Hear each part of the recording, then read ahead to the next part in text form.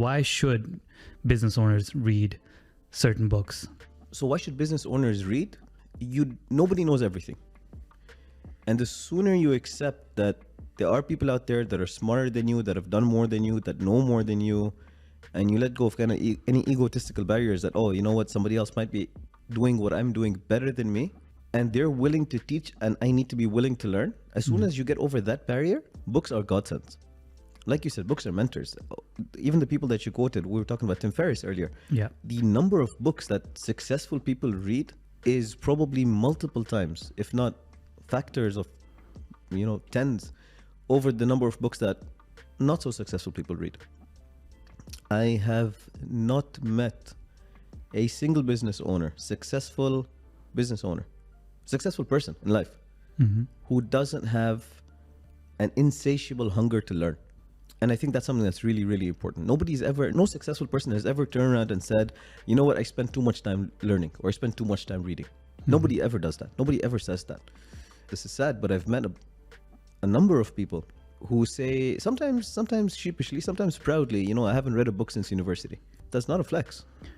Yeah, I've heard that a lot too when I talk to, let's say, an accounting friend of mine about a book I'm reading, and he's like, book? I thought you graduated. Why are you still reading books?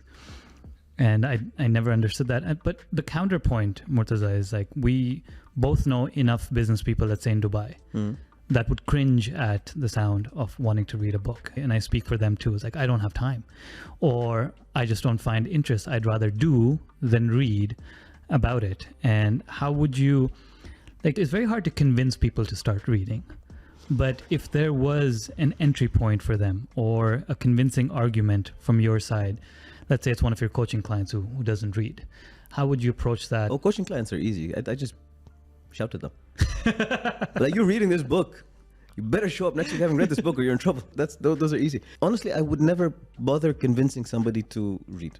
Yeah. If somebody says, look, I don't want to read, I really wouldn't bother. It's like somebody saying, I don't want to work out. Yeah. Why would you even waste your time?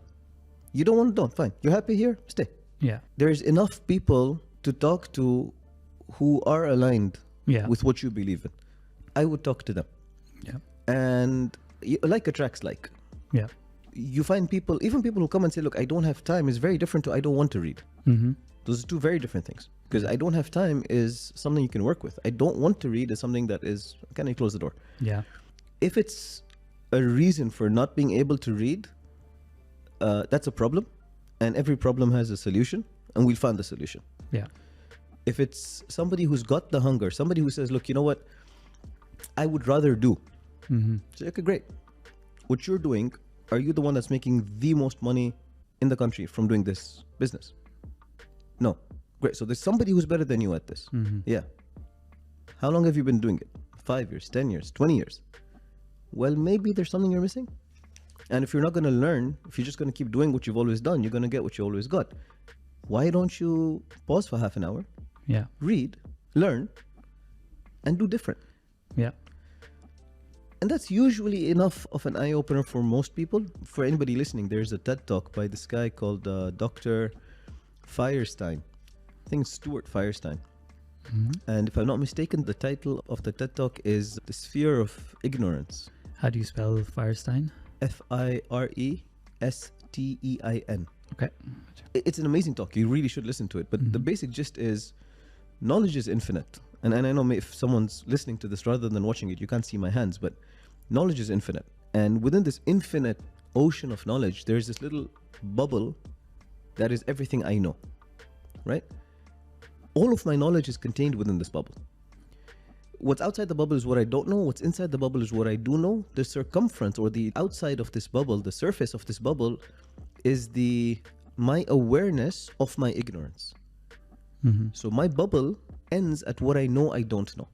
So I know I don't know, for example, how to fly a hot air balloon. I know I don't know that.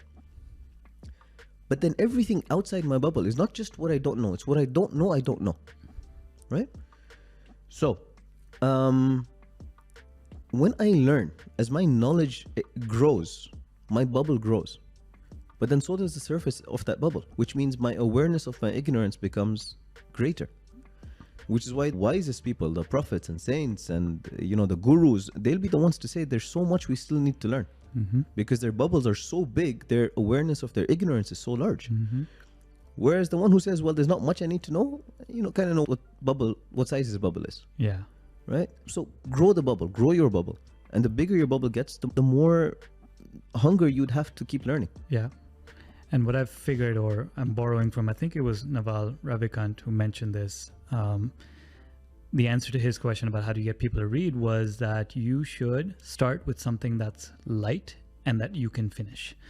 Find the easiest thing. It's about developing the muscle and the habit, which leads to my next question, right? We are bombarded with these top 100 lists. We were talking about this yesterday, right? And how the media kind of portrays like these are the top 10 or top 100 XYZ books in XYZ genre that you should read.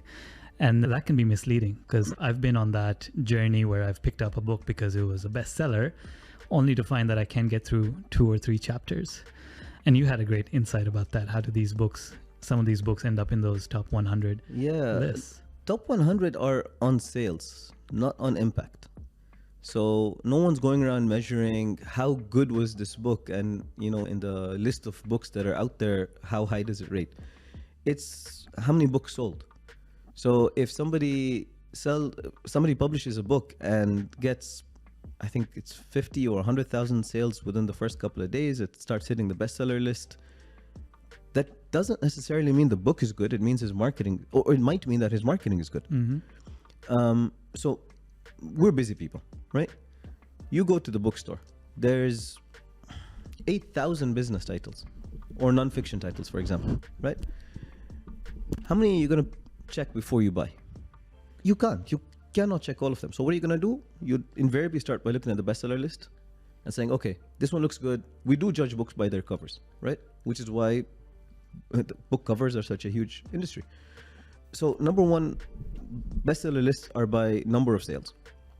Number two, and this is really, really important, just because a book is highly recommended doesn't mean it's the right book for you. There was this one HR book that was really, really, really highly recommended to me, and I went and bought it. I didn't read the reviews or anything. Somebody who I really looked up to recommended the book, and I went and I bought it. It was the most dry, boring, difficult to read book ever. Content was fantastic for him, because he was running a huge company, thousands of employees. That structure and the science behind HR management was something he needed to know. It spoke to him. It doesn't speak to me. Yeah. So just because a book also comes highly recommended doesn't mean that's the right book for you. If you're at the bookstore and you're seeing books that are on the bestseller list, by all means pick them up. But you don't have to finish every book you buy. And I know there's a lot of guilt associated with not completing a book. Sometimes people feel like I'm a quitter if I stop, everybody else has read this book, it's just me, etc., etc. That's not true.